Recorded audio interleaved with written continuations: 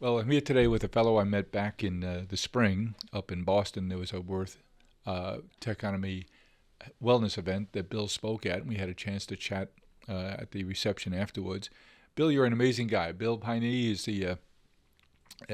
runs surgical operations for surgical operations unit for Medtronics, a huge company that does amazing work and probably not really well known among the general public in terms of all the things that Medtronic does, Bill, to improve our health and create devices. Maybe give us a little sense of what Medtronic does.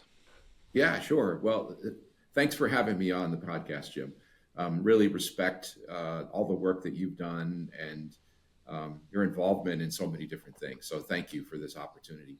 My And pleasure. and Medtronic is a company. We're 75 years old. We celebrated our 75th anniversary, and it was really started based on a partnership between engineers and clinicians.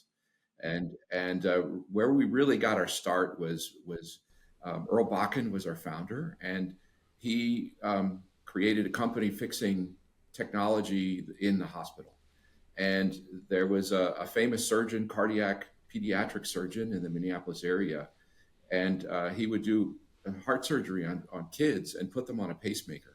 Well, at that point in time, pacemakers were plugged into the wall, and and there was a bad snowstorm, as you can imagine, in Minneapolis, and the power went out, and one of the children died because of this. And Dr. Lillahai went to Earl and said, "You got to fix this. We got to do something about this."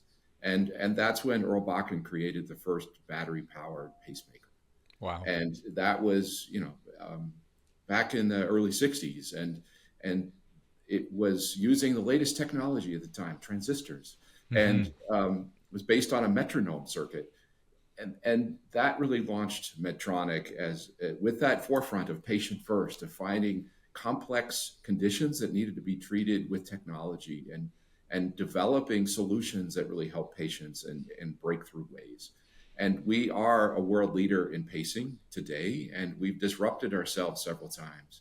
But we've gone far beyond that. We've taken that technology and applied it to deep brain stimulation, pain management devices. We've done other things in the heart, like heart valves and cardiac ablation. We're very strong in that area today as well.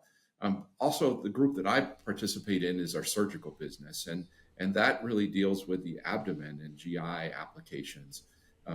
But we treat over 70 conditions with Medtronic technology, and we're bringing again the latest technology to bear. And what's exciting too is our reach. Right, it's not only do we're in 150 different countries across the world with 350 locations, but we also treat two patients every second, Get out.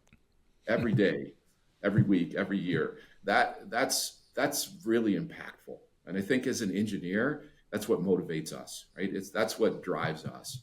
So, and what we're seeing too is it's not just about individual devices anymore. It's not No. just about individual conditions. It's about ecosystems. So I hope I can get into that a little bit more during our discussion today, because that's where the future is headed. Let's explore a little bit your background. I think Mhm. you talked about as engineers we're excited, and you are an engineer. I know Mhm. you grew up in Indiana. I know Yes. your mom was a nurse in the surgical unit, so that Mhm. had to have some bearing on on your future. Uh, Tell us where you grew up and where you went to school. Yeah, absolutely. So I grew up in Indianapolis, and I owe a lot to my parents, not only being here, but also sort of who I am, and um, because my dad was an engineer, he was a mechanical engineer, and my grandfather was an engineer. My uncles were an engineer, so it was pretty obvious I was You going to do had no engineering. choice. Exactly, the apple doesn't fall far from the tree. But my mom was a scrub nurse, as you said, and my grandfather was one of the first oral surgeons in the state of Indiana. Mm-hmm. And so that the idea of bringing those two disciplines together to help people, right, and that's a big motivator, is helping patients, helping solve health issues. It's a fantastic opportunity for engineers to make a difference in the world. So um, it's part of my being, who I am, where Yeah. I've come from. But I also really loved robots. I, uh, I you remember know, you telling us back in June that something happened around, I think you said you were 7 years old when you first Yeah, got exactly. hooked I went on to the see idea Star of Wars in robotics. the movie theater. I'm aging, I'm dating myself a little bit, but Yes. I saw droids for the first time, and I was like, I knew I wanted to do robots, right? Yeah. I loved the idea of using technology and bringing something to life almost. Hmm. Uh, so I'm living my dream a little bit, to be honest, Jim. And where did you go for your PhD? So I did my undergrad at Purdue within the state of Indiana, So you and learned how to make fantastic boilers. engineering system. Yeah, yeah, exactly. And then I came out here to Boston and I did my PhD at Harvard. Uh-huh. And And a I'm my PhD in? in engineering sciences. And Hmm. my thesis was about using haptics, which is creating the sense of touch, and applying that to minimally invasive surgical devices. Trying to Mm. bring that sense of touch to surgeons where they could operate through very small incisions in the body, but still be able to manipulate those tissues and feel the subtleties that is so important when you're performing surgery. Bill, you said something at our reception that I've repeated probably 2 dozen times now since then. Sometimes someone can frame a topic or a situation and it just sort of clicks with you. And that Mhm. was a moment for me, just like that in June, when you talked about your mom's observations being in who were the best surgeons, and they tended to be the people with the smallest hands. Absolutely. And you said only a few years, it'll seem barbaric that we made 4, 5, 6, 7 inch incisions in people because it had to accommodate the surgeon's hand. Mhm. And that's been ringing in my head since you said that. Go a little further there. Yeah, sure, absolutely. And I think you're right. What we're seeing is No, the no, way I it just would be your right. well, I was quoting you.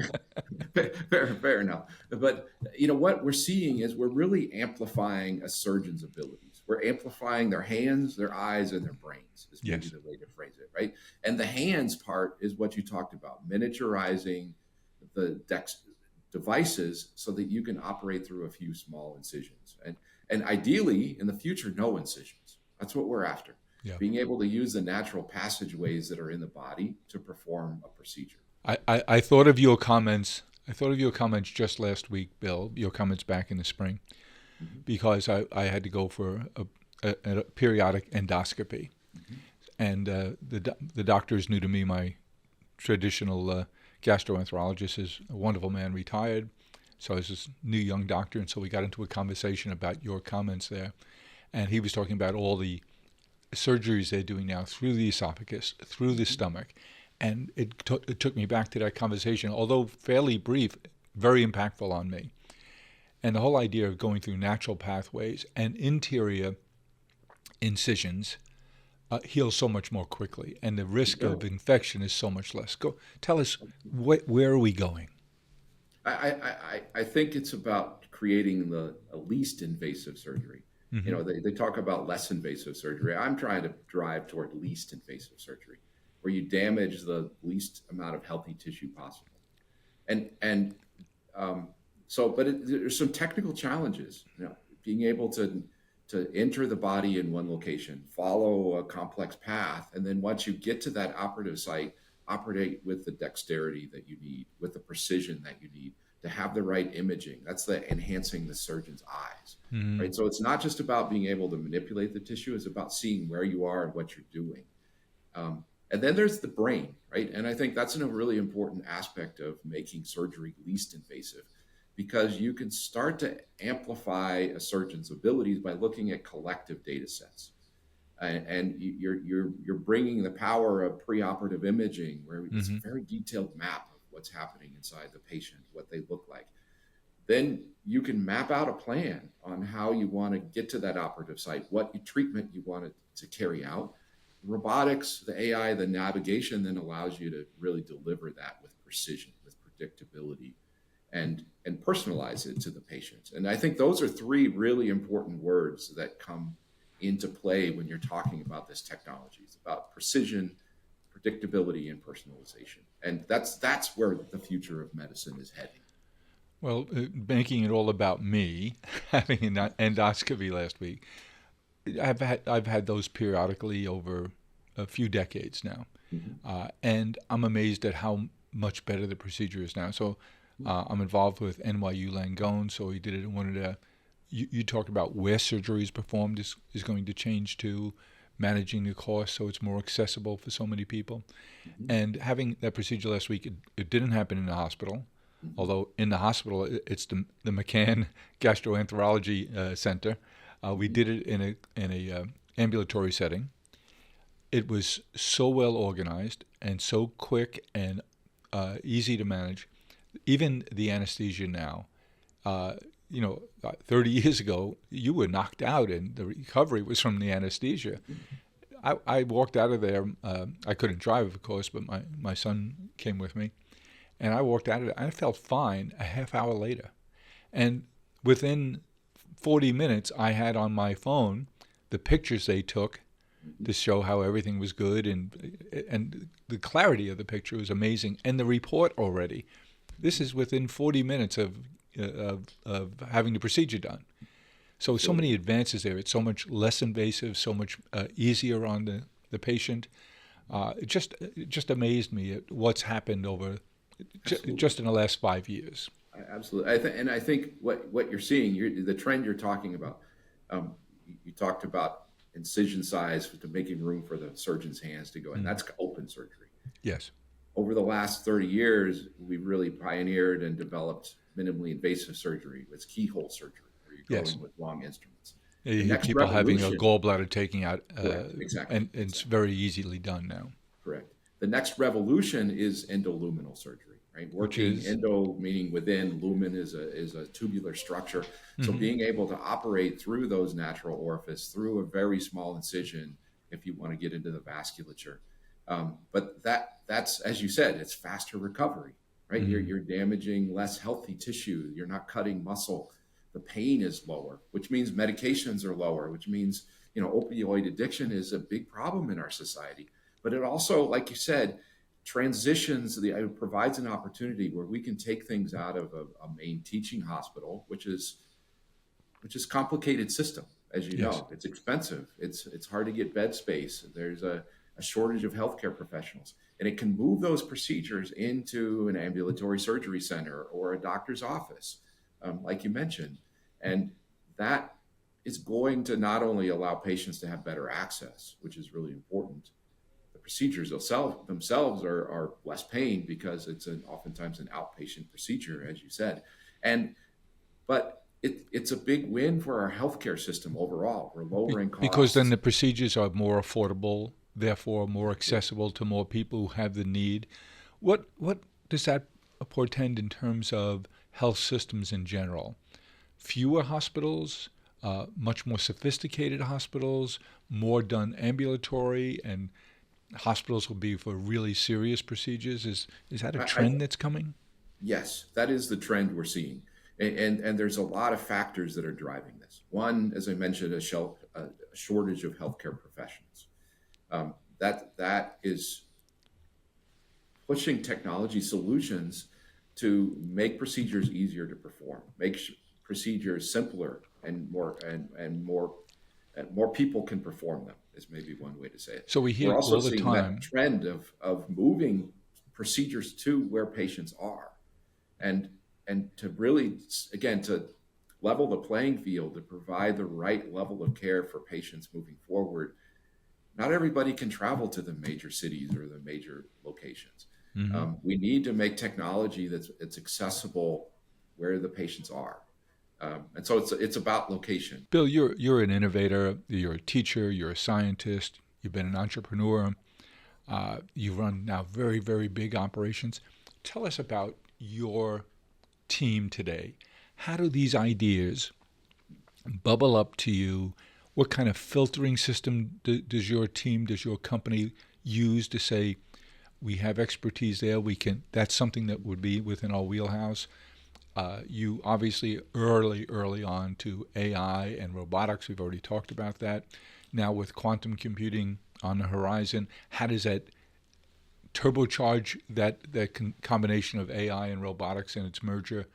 What do you see coming down the pike? And more importantly, how do you decide as a team there at Medtronics here's what's your pipeline, what's your process, how does that get to the point where you're saying this is something we're going to manufacture and stand behind? It's a really interesting question you ask, right? We're good at solving problems.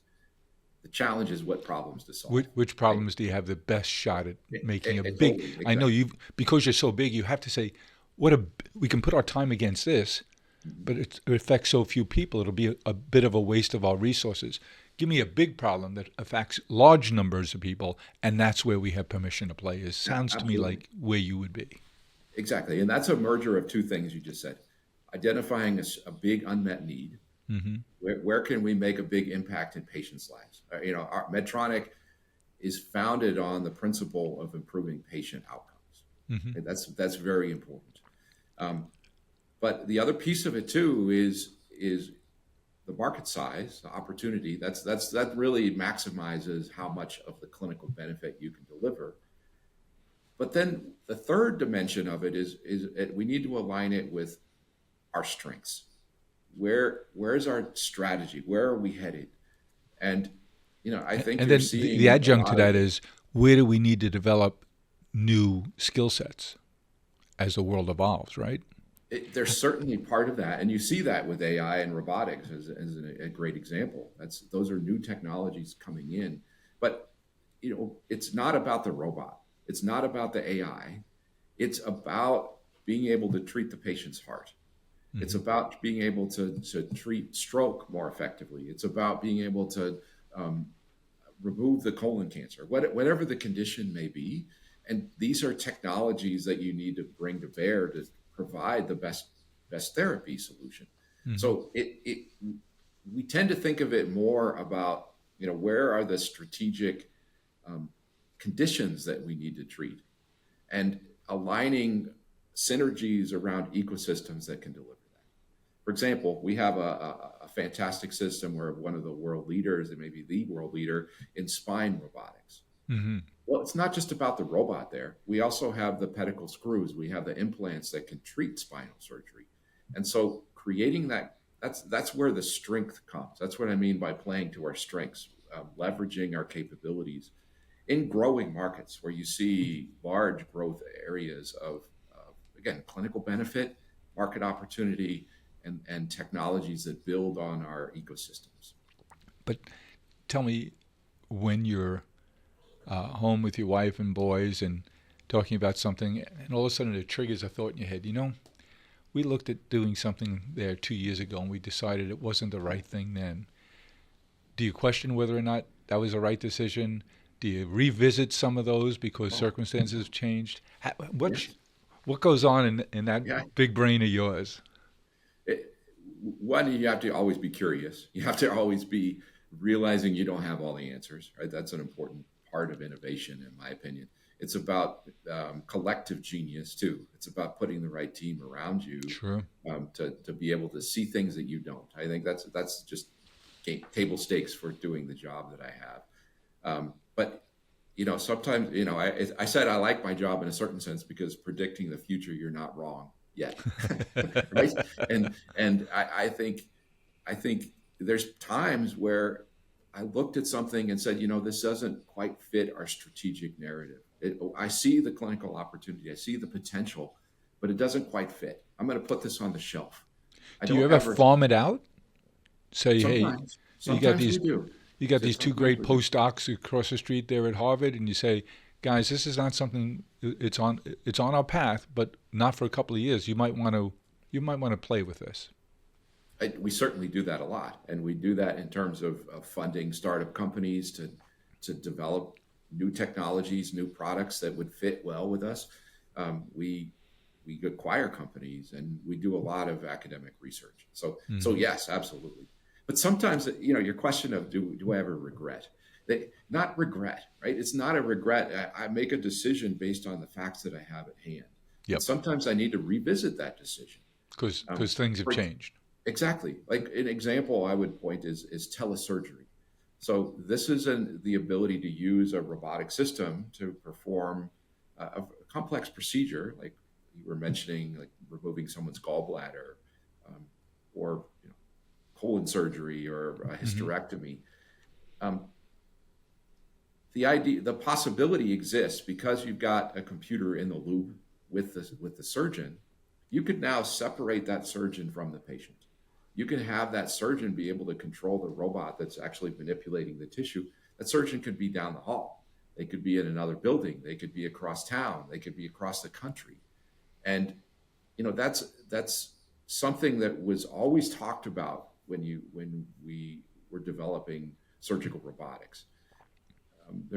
But it was hard for me to identify what's the business case here, what's the clinical benefit here. I've had to revisit it. Why? Because our clinicians, our hospitals, are coming to us and saying this is an important piece of that is going to allow us to be successful as an organization. It comes back to that shortage of healthcare professionals. It comes back to the limitations of there's too many people, too many procedures we need to do in the main teaching hospital. So being able to use technology to shift things to, again, lower cost locations, but also distribute their expertise. Yes. Better, right? And this is going to be better for patients. So it's something that wasn't on our top 10, but the market is kind of influencing us to say, you need to look at this again.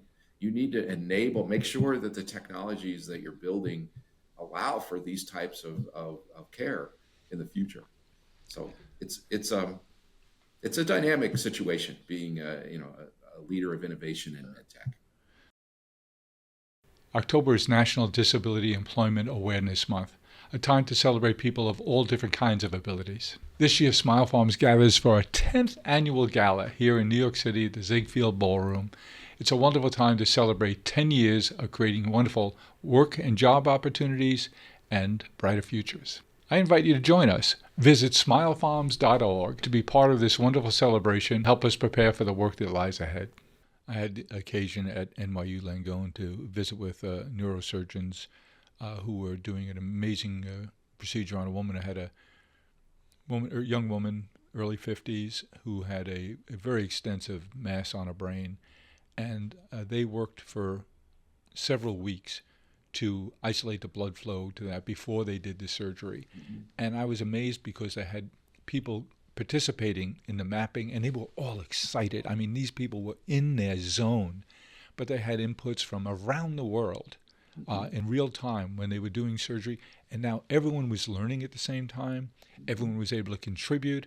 It was just amazing to see the advances there. But more what I got turned on by was these seasoned professionals of all different disciplines coming together with real excitement of being able to do things that they couldn't even imagine doing a year or two ago. Absolutely. And you're seeing those advances all over the place, right? It's a very exciting time to be involved. And, another thing I'd probably want to bring up here, something I'm excited about right now is, and it's kind of a different way of framing up the problem and thinking about it. Maybe it's a bold prediction I'll make, is that I believe that the combination of robotics and navigation and AI, those are three technologies that are important, are really going to transform the way we do clinical procedures in the same way that navigation apps, Google Maps and such, have transformed how we drive, how we do our lives.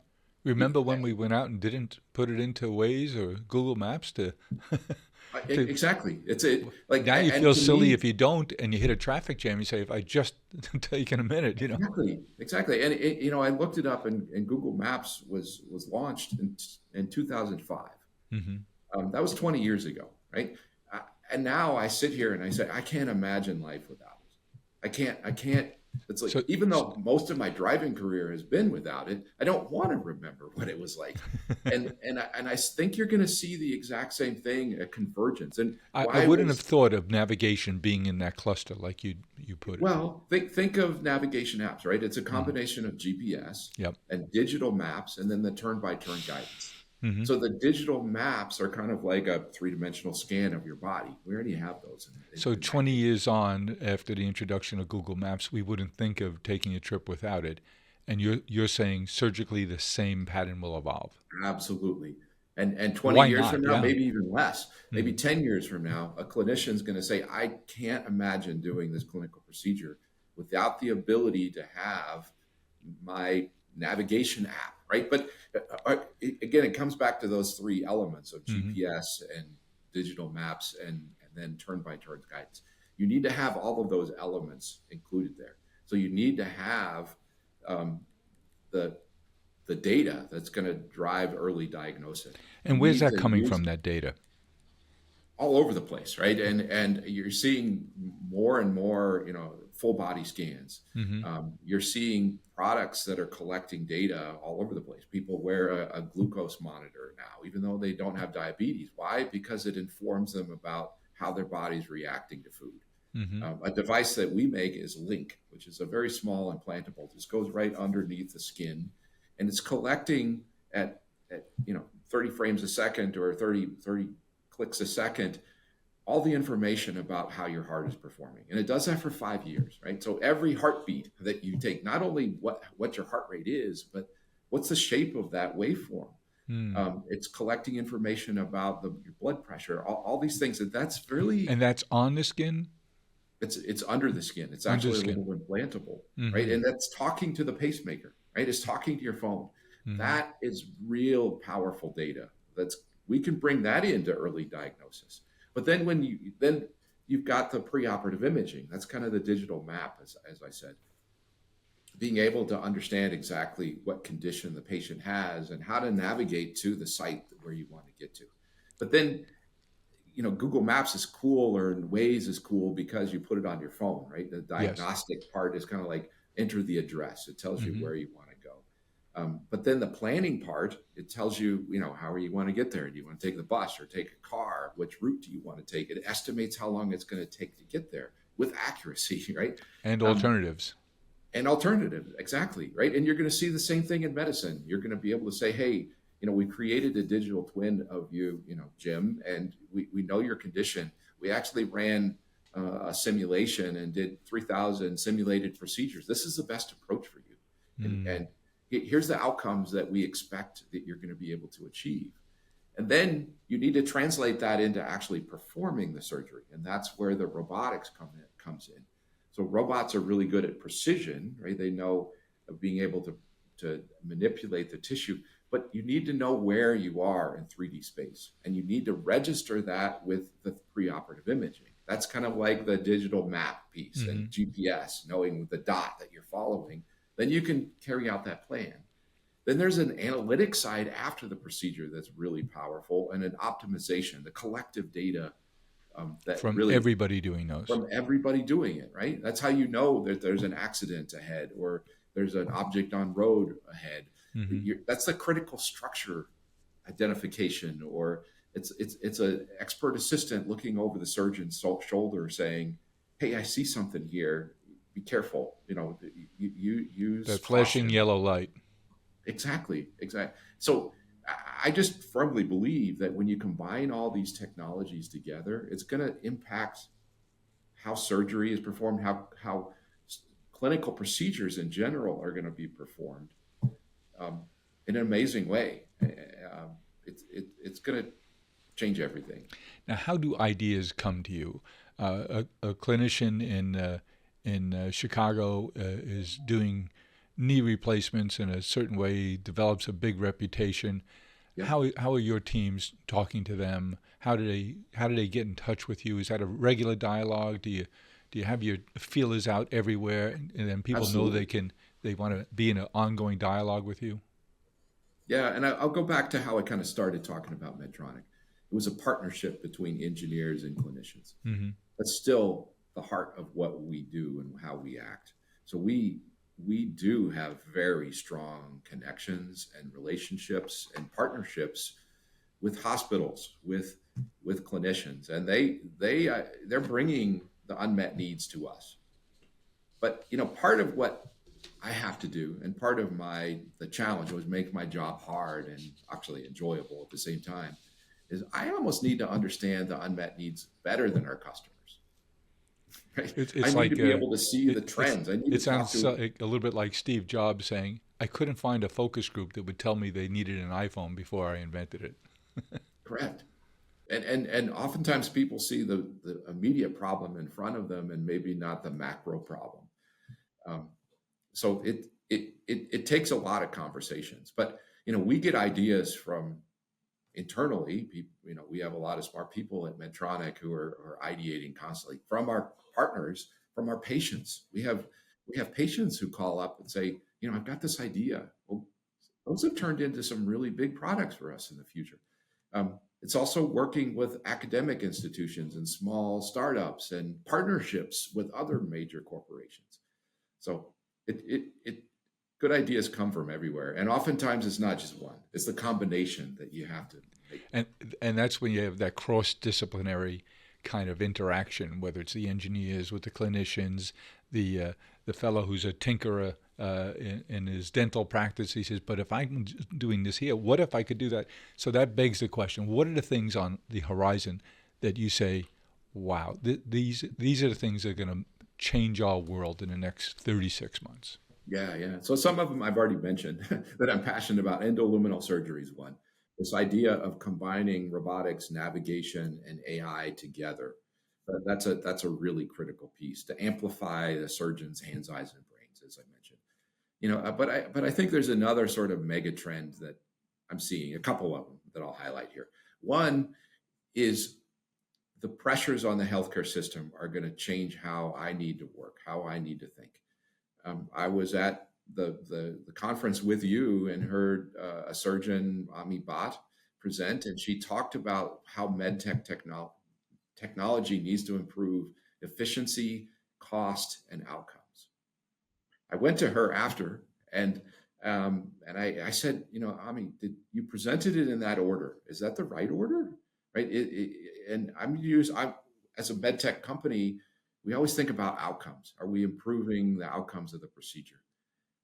And so to hear her put it in that order was kind of different for me.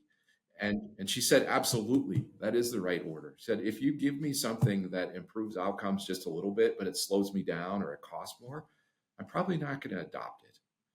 At least maybe there may be a few, but you're not going to get the widespread adoption that has the impact that you're That brings the practical behavioral elements to the table. Absolutely. Right. And it's that efficiency piece. We need to think holistically about the healthcare system. So endoluminal speaks to that. We already talked about moving procedures out. Telesurgery speaks to that.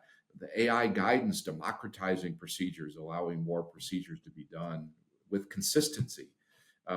So a lot of these trends come together, but I think we have to include efficiency and cost as we develop new technology. It has to be forefront.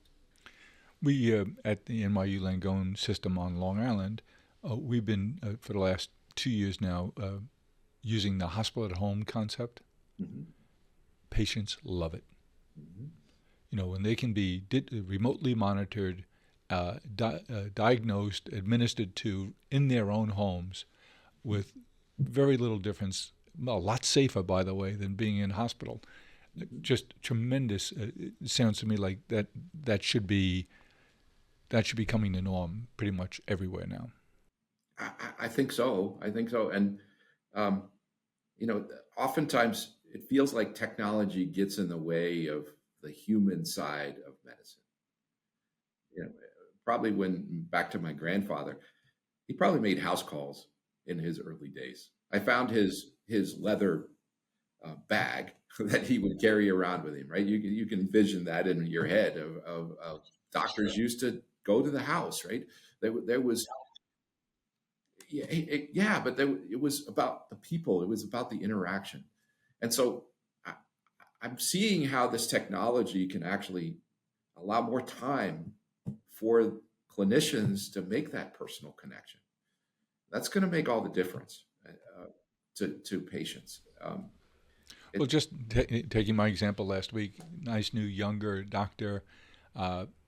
We didn't have to waste time. He's got my complete history in front of him. He's not having to ask me those repetitive questions again. 40 minutes after I left, I get a call from him an hour later saying, "Did you see the test results?" Yes. Just gave me some color on it, and it just efficiency from the process, not waiting weeks and and, Yes. and sometimes months for test results, and him being able to call very quickly just made it such a positive experience. But it's all based on technology, software, and the necessary hardware Yeah. to make those outcomes there. And it's got to reduce costs dramatically. Correct. Correct. I mean, we have the opportunity right in front of us to do all those things. And so that's exciting to see how we're changing. Dr. You know, Bill, is there another some place mega. in the world that's doing things that you say, "Wow, they're on the forefront of new techniques here"? Because I remember 40 years ago, no, 30 years ago, visiting Ireland, and they were the telecom center of the world. Why? They leapfrogged the rest of the world because they were so behind that when they put in the new Series 7 switching systems in, they had the best telecom system in the world. Is there something like that going on in your world, that there's somebody is leapfrogging in a particular area because they started with a clean slate? Yeah, yeah. You know, another maybe the places where I'm seeing it, and I'll give an example ahead of time. There's some countries that never put in landline phone lines. Why? Because cell phones were there. Why would you put in landlines? So I think this is where you're seeing some applications where we're bringing in the robotic technology. They're already integrating these ideas of remote surgery right out of the gate. They're integrating, you know, having better integration with the preoperative image, you know, breaking down those barriers of that idea of um, you know, digitally enhanced procedures. So I think another area that I'm seeing is the overlap between different industries. So you see self-driving cars actually have a lot of analogies, carryovers into the medical space. You know, with robotics and navigation. You know, my analogy with a navigation app, actually, you can take even further, where it's going to be a self-driving car. You're going to have some level of automation that could be brought into surgical procedures. So, you know, I'm seeing areas outside the U.S. where they're accelerating this faster. Um, and in part because their unmet needs align with those strategically, and they're getting government support to drive that, where they may have large populations who are pretty remote, and so it becomes you know, a central focus of for their region, for their country. Halloween is creeping up, and Cheryl's has just a trick to make it a spooktacular success. Scary good treats that'll make your little monsters but scream for more. Conjure up wicked Halloween fun with Cheryl's cookies. A lot of conversation in the world that I travel in about preventative care, full health, living long, living well. Personally, you a fan of? I would assume you're an engineer. You want data. Do you want more data? Do you want a full body scan every once in a while? Do you want those big blood workups? So you don't you. A lot of people say, I don't want to know. I don't want to know, and I would expect or suspect that you want to know all the data you can know. Of course, I do, but I do appreciate that perspective. Like, I went in and had a CTE of my heart to look at levels of calcification in my arteries and things around my heart. Um, you know, they told me, "Hey, you've got some issues with your spine." I've had other people who told me they did that test and they found a spot on your lung. It's ignorance is bliss, but Until but it's a real consequence. but it's good to know ahead of time, right? It's very powerful, but this gets back to maybe a mega trend. The second mega trend I want to talk about is sustained health, right? I think that's an area where it's a shift in mindset that we're starting to see. You know what, we a really interesting question that I like to ask people is, what if you could live to 150? It's a simple question you can ask people. Um, And why are there's you asking them obviously that? there's a lot you can do if you live to 150. You could have a second career. Think of all the places you could visit. Second, third, fourth. Absolutely, right? And so people are excited about that, but then you quickly say, boy, I don't want to be in my 90s for another 60 years. 90s as we understand it today. As we understand it today, you're hitting on exactly the point, right? And I think what's exciting is I work at a company that is talking about helping people live well, right? And that puts more life in your years, no matter how many years you got. I think that's really key. But aren't you? Let me ask it not as that kind of a question. We're likely to see some real breakthroughs in longevity in the near term, aren't we? Yes. Some people have already speculated that the first person to live to 150 has already been born. So you're seeing advances in large molecule drugs that are being able to treat cancer more quickly. So this gets back to your early diagnostics, your question of data. I think data by itself is good, but not all data is good, right? Being able to wear an app on your watch that's measuring your heart rate or being able to detect arrhythmias and things like that's really powerful. You're seeing people lean into that. But I bet if you went and talked to a lot of cardiologists, they're like, man, I wish they would just turn that feature off. I get so many people who come in who think they're going to have a heart attack and there's nothing wrong with them. And so they have to educate them. So you got to have the real high quality data to really make that determination. But diagnostic by itself isn't enough. Then you need to, again, it's that seamless flow of data from diagnostic to the planning to the therapy to delivery to the analytics afterwards to the optimization, all five phases. And to lifestyle changes that it dictates. Absolutely. And therefore, if you're going to live to 150, we'll just you better take care of yourself. You better take care of yourself, right? You better be doing, organ sparing procedures. If you have colon cancer, one, they're going to shrink it down so it's easier to treat. It's not going to metastasize, but they're probably still going to need to go out and remove that.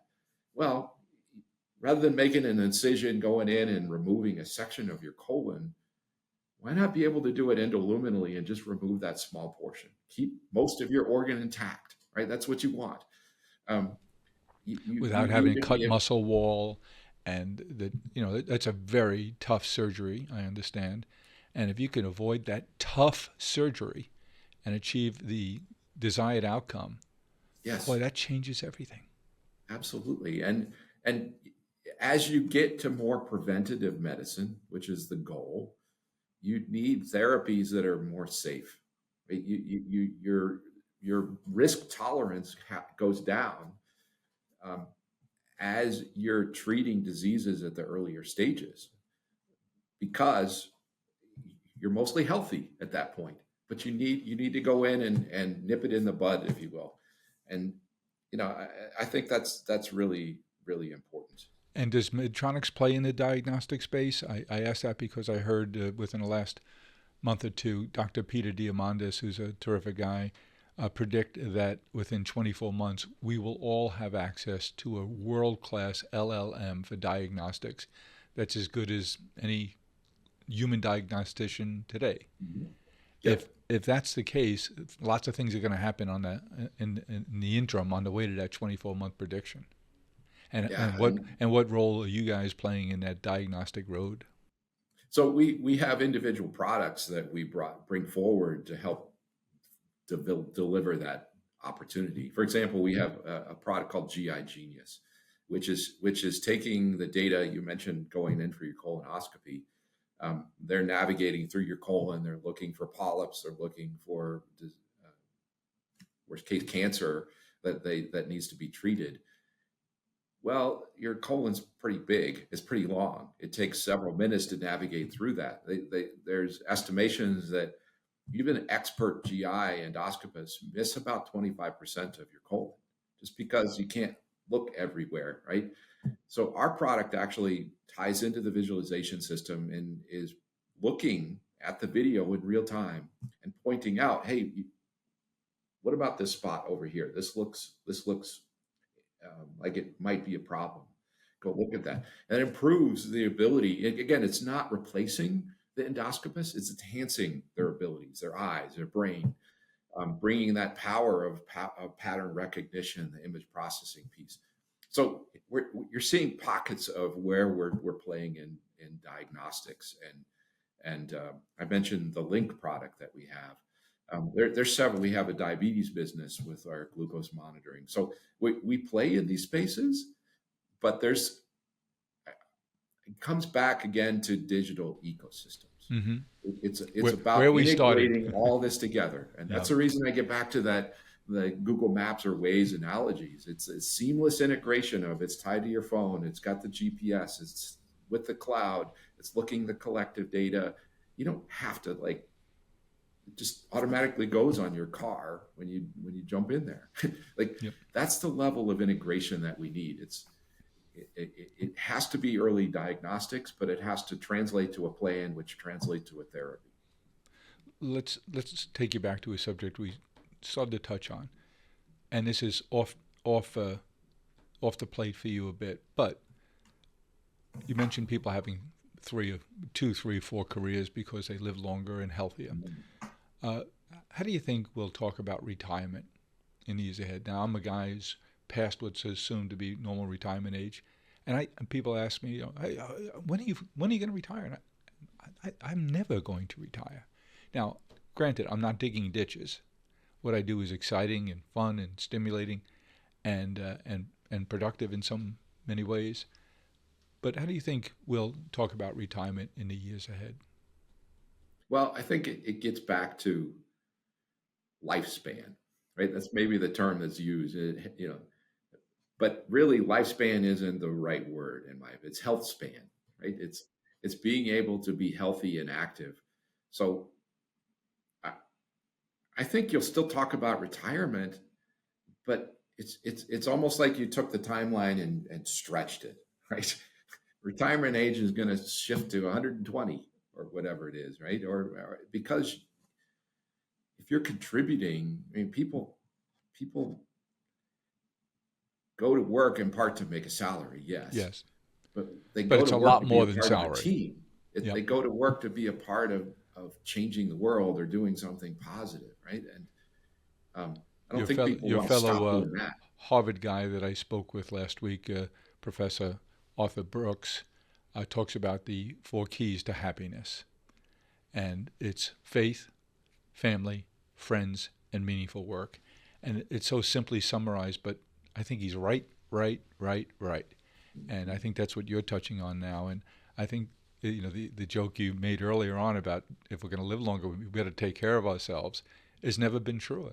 And so you see so many things focused now. As a boomer, I think we've changed the way things. When I was in my young teen years, I had 2 grandmothers. They were old in their 60s. And now you look at magazines or movies or just in our daily lives, and people in their 70s and 80s, very physically active, looking to improve their physicality. And that's been a sea change in my lifetime. And it sounds to me like you're predicting and suggesting that should continue to be the case, that our attitudes about how we behave at a certain age is going to have to change. I think they will, right? And it needs to shape how I do my job today. Like as a leader in medtech, I need to be anticipating this coming and develop better diagnostics, develop less invasive surgeries, develop integrated solutions that allow that to be possible, right? But it's also interesting as as I've thought about this problem, living to 150. As you think about it a little bit, you're like, boy, I better eat better right now. Right? Exactly. Like, there's things we can do today I got to that do those don't need squats to every morning so happen. my legs are strong. Exactly, right. And I need to take care of myself a little better here.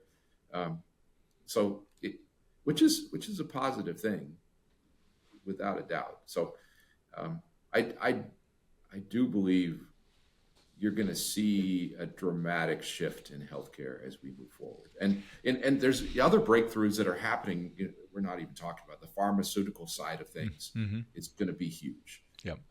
David Sinclair, who's a researcher here at Harvard, who's written way too young. Yeah, he describes aging as a disease. Yes. Which is an interesting concept. If it's a disease, we can treat it. Well, there's no reason you have to age, is kind of the principle. So pharmaceutical things is going to change things tremendously. We're already seeing it with drugs that are for cancer and things like that. But there's so many other aspects that are going to alter how we treat patients, how we think about. I don't know. I wonder about, as beyond a layman here, very much a layman, I wonder about the mRNA platform. We heard an awful lot about it in the last 5 or 6 years, of course, because it's the foundation for the COVID vaccines. But I wonder if that platform will produce some other really interesting breakthroughs for some specific situations. Yeah, I think so. Tying it to the DNA level, epigenetic level, I think is really, again, we've only scratched the surface of what's possible there. So, and Dr. Bill, you've done another area that's really interesting to me is the brain. Yes, we don't fully understand how that works. One of the products that Medtronic makes is used for deep brain stimulation, and we use that to treat Parkinson's disease, and it's basically a little miracle that we can create where someone has Parkinson's, where they have the tremors to the point where sometimes they can't walk or they can't talk. By placing an electrode and having a feedback loop that's measuring signals at just the right spot within the brain, you turn that on, and all of a sudden their jitters and shakes go away completely. They can talk normally. And is that implanted? Yes, that's implanted, right? But it takes really sensitive electronics to be able to hear the noise, if you will, hear the signal within the noise. Yeah. And there's signals out there related to depression, related to drug addiction, related to other psychological disorders. Imagine if we could start to treat those things, right? Mechanically. Chemically and mechanically. And electrically, right? Yes. Maybe the way electrically, I would think of it. It's a combination, I guess. Yeah, exactly. And like, it's not all just about our bodies deteriorating. It's about our minds as well. And so you're going to see advances in that area that are just going to be so, I don't know, like I don't know. I think of my grandmother, and she lived through horse and buggy to going to the moon. Yes. Right. We're going to say the same thing, I think, in healthcare. But now, because of data science and computational capabilities, compute, I think it goes faster. It does go faster. It definitely goes faster. But it's all predicated on having good data, which is really key. It's predicated on sharing data. It's predicated on, again, understanding the unmet clinical needs and creating ecosystems and that allow it to be transparent to the patient. I think is you want it to be almost invisible. I tell people the best robot is the one that becomes invisible during the procedure. The surgeon doesn't think about the fact that they're using a robot. They're focused on the patient. They're focused on the tissue of delivering the care they need to. Robotics is just a technology that enables that to be done better. Dr. Bill, you've done so many things: teacher, innovator, entrepreneur, scientist, leader, executive. Are you having? It seems to me that you, coming from Indiana, your education, your parentage, your journey to Harvard, your engineering degree, you were like born and bred to do what you're doing today. Are you loving what you're doing? Are you? I am. On a scale of 1 to 10, you must be banging 10 every day. Well, maybe not every day, but there's still headaches. There's still disbelievers. There's still being the flag bearer, trying to lead the charge. Just like an entrepreneur, it's tiring on some days, right? It's there's still naysayers out there. There's still people who need to see that don't see the vision. They get stuck in today too much. So it takes energy. And you're still wrestling with bureaucracies that are impediments. Absolutely. To the things that you want to see change. Absolutely, right. And it's not because people. It's not personal in any way. It's biases. It's not everybody is able to see past their current condition as well. So it sounds to me that you're in the camp of AI good, cautions yes, but AI good, and you're of the opinion that the merger of AI, robotics, quantum, and pharma, biologies, et cetera, are just going to say everything that happened in your grandmother's lifespan is going to happen at similar kinds of change will happen not in a lifespan now, but in a decade. Yeah. That's where I give that example of the navigation apps. Yeah. Again, it was just surprising to me that it was like 20 years ago. I was using, triptychs, if you remember those. I do. and having unexpected excursions and stopping at gas stations a lot. And, that's a thing in the past. That was, and I don't want to remember what it was like 20 years ago. Maybe 20 years is too long of a time frame. They weren't the good old days. Well, they were, but it's selective memory that makes them the good old days. But well, we're going to stay tuned into you, Dr. Bill Peine, because you're at the forefront and you're doing so many things. Isn't it wonderful, this thing here called capitalism? You have this big, wonderful company of nearly 100,000 people in 75 countries doing things of amazing impact and import. You have a great seat at the table, and we'd love to sit on your shoulder every once in a while and get caught up on the amazing things that are happening that you see and the things we should be excited about. Yeah, well, thank you. And I do, to kind of come back to your question, do I love my job? I absolutely do. Right? I feel like, again, it's a culmination of my experiences, but more importantly, it's about being able to deliver a mission of alleviating pain and restoring health and extending life. And I think that extending life is taking a whole new meaning as we move forward. So it's fun to be at this intersection of all these exciting technologies and try and help move the ball forward collectively. So I'd love to stay connected and look forward to talking with you. Rest assured, we are in the stands rooting for you every day. Great. Thank you. I appreciate that. Thanks, Bill.